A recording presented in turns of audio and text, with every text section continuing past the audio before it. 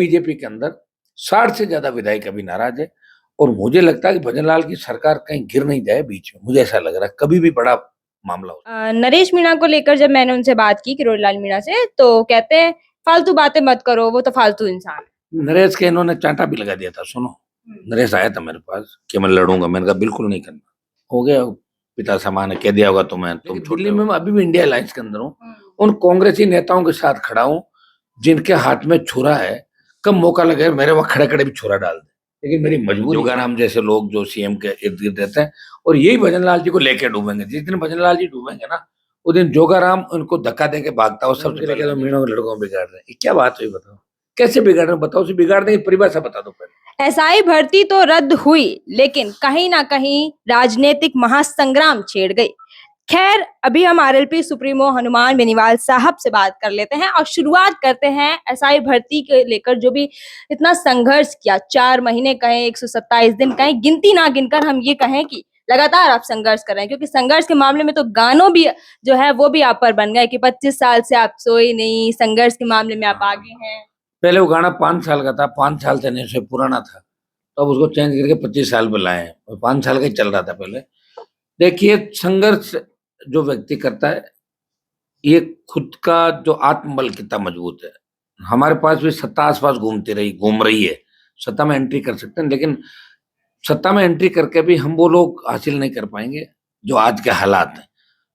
कल जो एसआई भर्ती का हाईकोर्ट का फैसला आया, एसआई भर्ती रद्द करने का और आरपीएससी के पुनर्गठन का, कल पूरे राजस्थान ने खुशियां मनाई। हर जगह हजारों नौजवान, आरएलपी के साथ साथ दूसरी पार्टियों के भी बच्चे कल खुश थे कि यार कम से कम 550 थानेदार जो फर्जी आ जाते उनसे तो मुक्ति मिली, पीछा छोड़ा। आरपीएससी के अंदर जो गंदगी है वो साफ हो जाएगी, हाईकोर्ट ने कहा, और सरकार पे तल्ख टिप्पणियां करी। ये हमारे लंबा जो संघर्ष था, जब सब लोग थक गए थे इसमें, और बच्चे जो अभ्यर्थी आंदोलन कर रहे थे, ये थक के बोले कि साहब अब आप कराओ तो करा लो, बाकी हमारे पास कोई विकल्प नहीं। और मैं इनके साथ पहले दिन जब आया तो मुझे भी लगा कि अब होगा कि नहीं होगा, लेकिन अब चलते हैं, जो भी होगा देखा जाएगा। इसी हिसाब से हम करते रहे। 127 दिन के अंदर आपने देखा कुछ धूप के अंदर कितना, 48 डिग्री, 50 डिग्री, 45 डिग्री, पैदल मार्च, कैंडल मार्च, जेल भरो आंदोलन, गवर्नर से मुलाकात, लाखों लोगों की rally, Lok Sabha, all party meeting, social media site, और बच्चों ने जबरदस्त तरीके से माहौल बनाया, सरकार को झुकाया। उस दिन तो कमिश्नर आगे थे सीएम के कहने सीधे कि आप इन भीड़ को इधर मत लेना यार, गड़बड़ हो जाएगी। लेकिन बाद में सीएम ने जो सरकार में जवाब, हाईकोर्ट में जवाब दिलाया सरकार ने, मुख्यमंत्री के कहने से, वो ठीक नहीं था। और वो कारण ये था कि इनके के विष्णु और 3-4 मंत्रियों में जो आरोप लगे, कुछ ब्यूरोक्रेट्स पे आरोप लगे, जिनकी महिला मित्र इसके अंदर थानेदार बनी थी, वो आरोप हमने लगाए थे। उससे सरकार को लगा कि यार साबित ही हो जाएगा, क्रेडिट इनको मिलेगा। सरकार ने रिपोर्ट चेंज कर दी। उप समिति पीएचक्यू, डब्ल्यूएजी और एसओजी ने भर्ती रद्द करने की बात करी। वापिस सरकार ने कहा कि भर्ती हम रद्द नहीं कराएंगे। ये जोगाराम जैसे लोग जो सीएम के इर्द गिर्द रहते हैं और यही भजनलाल जी को लेके डूबेंगे। जिस दिन भजनलाल जी डूबेंगे ना, उस दिन जोगाराम उनको धक्का देके भागता हो, सबसे पहले रहेंगे। इसको जानता हूँ बहुत पुराने तरीके से। और ऐसे लोग क्या होते हैं कि कहीं इनके समीकरण ऐसे बन जाते हैं जिसकी वजह से चुनाव जीत जाते हैं। बिना पार्टी इनका 3,000 का भी वजूद नहीं, 3,000 वोट भी नहीं ले पाए, लेकिन इन्होंने कबाड़ा किया और राजस्थान के नौजवानों को तकलीफ दी। और कल हाईकोर्ट ने जो फैसला किया, न्यायपालिका में विश्वास बढ़ा लोगों का, और हमारे संघर्ष की जीत हुई। और आगे भी जो भर्तियां हैं, जो पीछे की भर्तियां जिन पे आरोप लगे, चाहे दिव्यांग सर्टिफिकेट से लोग पहुंचे गलत बना के, चाहे जैन का था 18 आरएस, 21 आरएस मैन, जिनकी कॉपी हमने दी थी, आरपीएस ने अपनी भूल सुधार भी मानी, बहुत घपले घोटाले हुए। और इंटरव्यू जो एक सबसे बड़ा हथियार है आरपीएससी के मेंबर्स के पास, उसमें इन्होंने जम के घोटाला किया, हर मेंबर ने। और मैंने तो कहा था 2005 से लेकर 2025 के मेंबर की अगर जांच कराई जाए, उनके कितने रिश्तेदार लगे, तो सारे मेंबर जेल जाएंगे। फिर अभी का गोराना एक ही पकड़े गए थे, सारे जेल जाएंगे, अभी भी मेंबर अंदर बैठे हैं। और कल के हाईकोर्ट की टिप्पणी के बाद सरकार को तुरंत इनको सस्पेंड कर देना चाहिए था, और संजय सोत्रे को पूछताछ के लिए बिठा लेना चाहिए, क्योंकि अशोक गहलोत का पीएसओ जो पकड़ा गया, वो संजय सोत्रे का नजदीकी था। और संजय सोत्रे ने ओबलाइज करने के लिए उनको भी मदद कर दी, भाई सब ये करें, इसकी भी मदद हो जाए। तो मदद करने में ही राजस्थान रहा, इसलिए राजस्थान का नौजवान दिशा भ्रमित हो गया, कहाँ जाए, सब जगह भ्रष्टाचार है।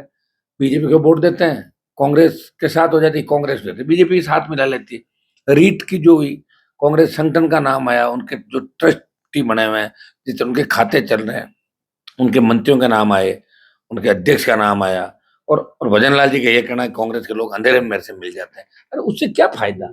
बयान से राजस्थान की जनता का क्या फायदा? भाई आपने करके क्या दिखाया ये बताओ। अब बीजेपी के लोग कह रहे हैं साहब हमने ये किया, तुमने नहीं किया, राजस्थान उच्च न्यायालय ने किया।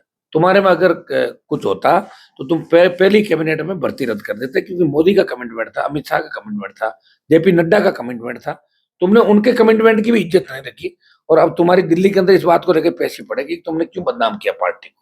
और जब पार्टी की बदनामी की बात आएगी तो भजनलाल चेंज हो जाएंगे, रामलाल श्यामलाल कोई और आ जाएगा यहाँ पे। बदलते रहते हैं वो सीएम। तो कह रहे हैं कि एसआईटी की नींव हमने रखी, लेकिन अब सवाल ये है कि जब नींव रखी तो पक्ष में क्यों नहीं है? एसआईटी तो वो उनको लिख के किसी ने दे दिया होगा। भजनलाल जी देखिए, एसआईटी गलत पर्ची आ को सीआईटी कह दे, कैट कह दे, उन रेट कह दे, उनका क्या है भजनलाल जी का? उनको मैं तो देखो बिल्कुल सीरियस नहीं लेता मेरी तरफ, और मुझे उन पे भरोसा भी नहीं। उस व्यक्ति से अगर बात करें ना, वो 15 मिनट बाद बदल जाए, उसकी कैट कह दे, उन रेट कह दे, उनका क्या है भजनलाल जी का? उनको मैं तो देखो बिल्कुल सीरियस नहीं लेता मेरी तरफ, और मुझे उन पे भरोसा भी नहीं। उस व्यक्ति से अगर बात करें ना, वो 15 मिनट बाद बदल जाए, उसकी बात करने जो चीफ मिनिस्टर, जो चीफ मिनिस्टर की बात होती है ना, वो एक बहुत विश्वास का पद होता है, सबसे महत्वपूर्ण पद होता है।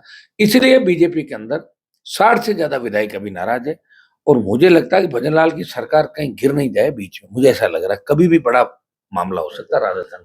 सारे एमएलए परेशान है, कांग्रेस के परेशान, भाजपा के परेशान, और भजनलाल जी खुद के नाम से तो 5 विधायक भी नहीं है जो ये कहते भजनलाल जी कह रहे आज चेंज हो रहा था, अभी करवा तो हम सब चले जाएंगे जहां चले। और दिल्ली भी कमजोर है, आप देख रहे हो दिल्ली के अंदर जिस तरह ऑपरेशन सिंदूर के बाद अमेरिका ने जिस तरह मोदी को डंडा दिखाया, और जिस तरह के हालात देश के अंदर चले, उसे बीजेपी के नेता दिल्ली में भी दुखी है। तो हो सकता है इसी वजह से भजनलाल जी 1-2 महीना मोहलत और मिल सकते हैं। बाकी भजनलाल जी के नेतृत्व में अगर राजस्थान में चुनाव हुआ तो बीजेपी 10 एमएलए भी नहीं लाएगी, और पंचायत राज चुनाव में भारतीय जनता पार्टी का सुपड़ा साफ हो जाएगा।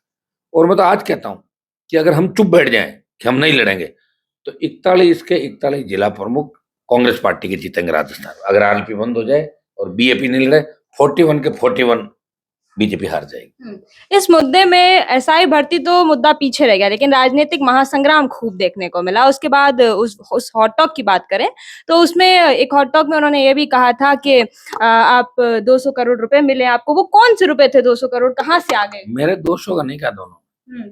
उन्होंने तो कहा था कि हनुमान जी, वो तो मैंने आरोप लगाया था कि 2 हेलीकॉप्टर उड़वाए थे, एसएन गुप्ता जी ने मुझे कहा। उन्होंने आरोप लगाया था, कोई राज्यसभा का पुराना चुनाव था उसका, लगाते हैं वो तो, डॉक्टर साहब की आदत है। और उनके आरोप में क्या सत्यता नहीं होती।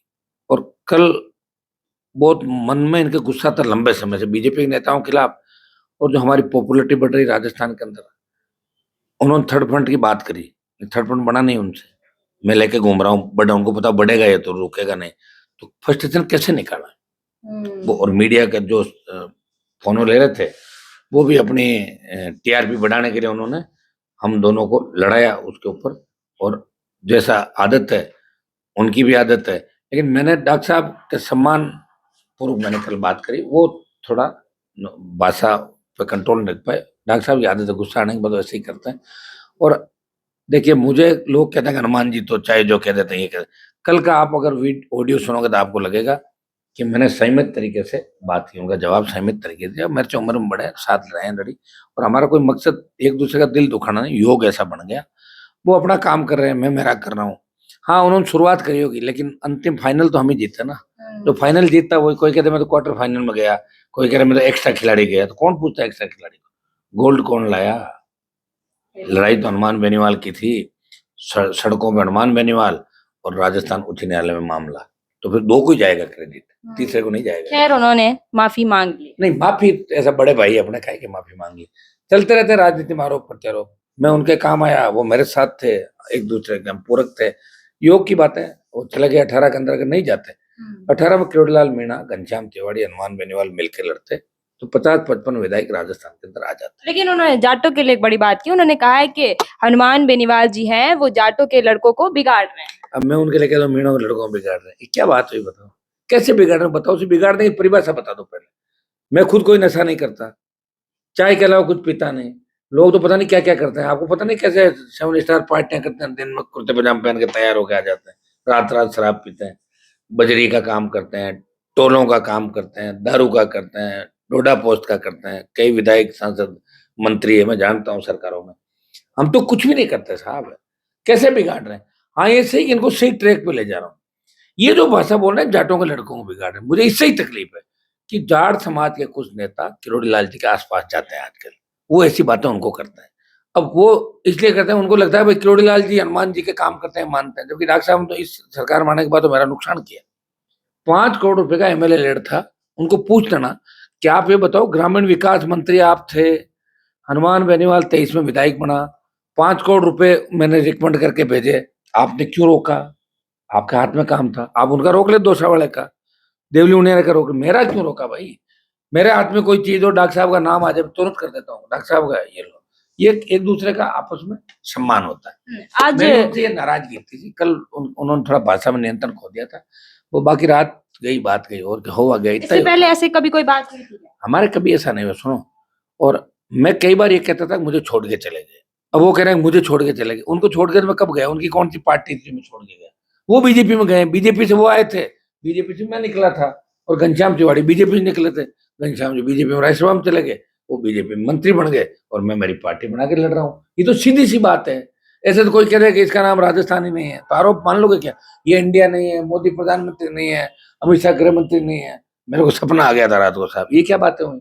इन बातों को कोई औचित्य नहीं। जो बात देख रहे हो वही बात कही जाएगी। अगर ऐसी कोई भी बात है तो उस समय उनको कहना चाहिए।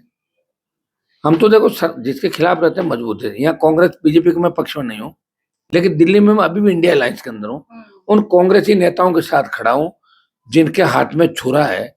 कब मौका लगे मेरे वहां खड़े खड़े भी छुरा डाल दे, लेकिन मेरी मजबूरी है कि मुझे बीजेपी के खिलाफ रहना, इसलिए इनके साथ हूँ, इंडिया अलायंस छोड़ूंगा। और यहाँ कांग्रेस ने बीजेपी के साथ मिलके, जिस तरह यहाँ के प्रदेश अध्यक्ष सचिन पायलट, अशोक गहलोत, इन सब ने मिलके खींवसर की सीट हराई थी, और 4 सीट भजनलाल जी को इसलिए दी कि आप जांचें नहीं कराओगे, हमारी जांचें कराओगे हम जेल चले जाएंगे, इसलिए हम आपको सीटें दे देते हैं, जैसे आपकी दुकान भी चल जाए 4-6 महीना और हमें हथकड़ी नहीं लगे। ये तो मामला था, और क्या था?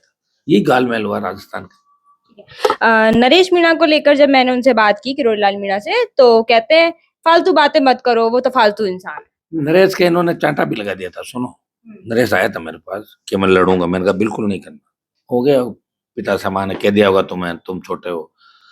लेकिन नरेश को अब की बार जो गिरफ्तार कराया ना, ये ठीक नहीं। देखो अब इसके अंदर इनका क्या रोल है वो तो वही बताए। लेकिन ये चाहते नहीं कि वो बाहर आए। ये तो किसी का नहीं चाहते है। जब मेरे को नहीं चाहते तो नरेश तो मीणा समाज का कैसे चाहेंगे उनको? डॉक्टर साहब पता नहीं किसको चाहते हैं, मुझे तो यही पता नहीं। उनकी चाहत कोई न कोई होगा जीवन के अंदर, वो तो वही बता सकता है। कोलमा जी को तो बहुत चाहते हैं, इतना मैं बता सकता हूँ। अब जो भर्ती परीक्षा रद्द हो गई है, वो हाई कोर्ट से अगर सुप्रीम कोर्ट में मामला जाता है तो आपका क्या एक्शन रहेगा? किस तरीके से आप आगे की ओर लड़ाई लड़ेंगे? क्योंकि ऐसा कहा जा रहा है, तमाम बातें चल रही हैं। ये है ना रास्ता हाईवे वाला, पकड़ लेंगे इसको, चल पड़ेंगे दिल्ली की तरफ। उधर हरियाणा दिल्ली यूपी वाले तैयार ही बैठे लड़के, अग्निवीर और जोड़ लेंगे उसमें।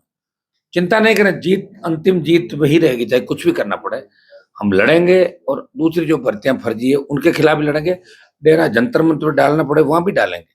देखा नहीं हमारे 3 ये पप्पू बैठा, 4 लोगों ने कांग्रेस के कितने लोगों को भगा दिया था जब अंदर घुस रहे थे। हमारे 4 ही 1-1 लाख के बराबर है आरएलपी। हाँ पोस्टर। अब कांग्रेस भाई यही काम बचा, बताओ छात्र संघ चुनाव जिसको लेके हमने शुरुआत करी, कांग्रेस ने बंद किए, उसी का मुद्दा लेके आगे सारे नेता घूम रहे छात्र संघ चुनाव कराओ। तो कौन पूछ रहा? तुमने तो बंद की, बीजेपी कह रही कराओ, कौन रोक रहा? भाई कराओ ना। विद्यार्थी परिषद एनएसयूआई दोनों के संगठन है, कांग्रेस ने बंद कराए तब एनएसयूआई चुप थी, और बीजेपी ने बंद कराए तो एबीपी चुप है। तो लड़ तो आरएलपी रही है सड़क पे, तुम तो खाली बयान के लिए लड़ रहे हो कि यार हर जगह सोशल मीडिया पे हनुमान ही हनुमान दिख रहा है, क्या करें, नई बात क्या लाए? छात्र चुनाव के लिए हो, अपने एक दिन खबर चल जाएगी। और तुम ऐसा करना भाई, पानी की बौछार डाल दो हमारे ऊपर, पायलट साहब पे पानी डालो ताकि खबर मेन पॉइंट पर चल जाए। और हम पायलट साहब वो लेके भागे, क्योंकि पिछले लाठी चार्ज में 2-1 शॉट पड़ गए थे। कई दिन नमक तो पाया था। सुनो, कह रहे थे मुझे यार मैं 6 दिन बैठ रहा, इनके हमें सस्पेंड किया था, इनके लिए लाठीचार्ज क्यों किया? उसके बाद लाठी नहीं खाते, उन्होंने प्रण कर लिया चाहे कुछ भी हो जाए, साला सीएम बने कि नहीं बने, लाठी नहीं खाऊं। लाठी बाद में बादल वगैरह होता है ना, दुखती बहुत है शरीर का अंदर। इसलिए सचिन पायलट का बोचार करके मुझे पहले ही पकड़ लेना, ऐसा नहीं कोई लाठी पड़ जाए मेरे साफ डॉक्टर ने मना किया, लाठी नहीं लगनी चाहिए। हाँ फटाफट करा जय बोचार, पहली बात कर लेते हैं ज्ञापन के लिए कि हमारे ज्ञापन लेना आ जाओ, थोड़ी देर नाचे कूदेंगे और फिर ही करो। आजकल सेटिंग से ही हो रहा है सारा काम, आंदोलन भी सेटिंग से ही चल रहे हैं। बताओ, बिना सेटिंग से तो हम चल रहे, जो पढ़े देख लो आप, जहाँ के वही है, 3 एमएलए से 0 पे हो गए।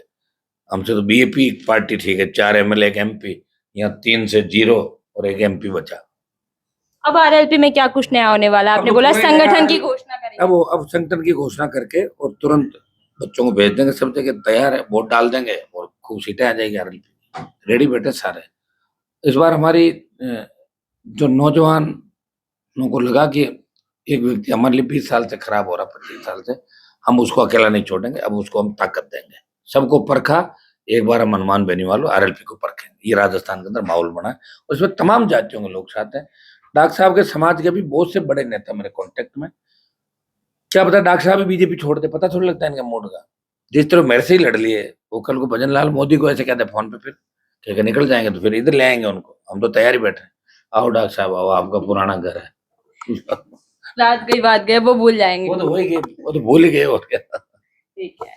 देखिए, तो आपने सुना ही होगा कि किस तरीके से कल का जो महासंग्राम था वो आज रात गई बात गई में खत्म हो गया है और अब तमाम आरएलपी की नई घोषणाएं संगठन के साथ भी हो सकती है और अगर ये मुद्दा आगे की ओर भी जाता है एसआई भर्ती का, तो उसके लिए भी अभी आरएलपी मजबूती के साथ खड़ी हुई है।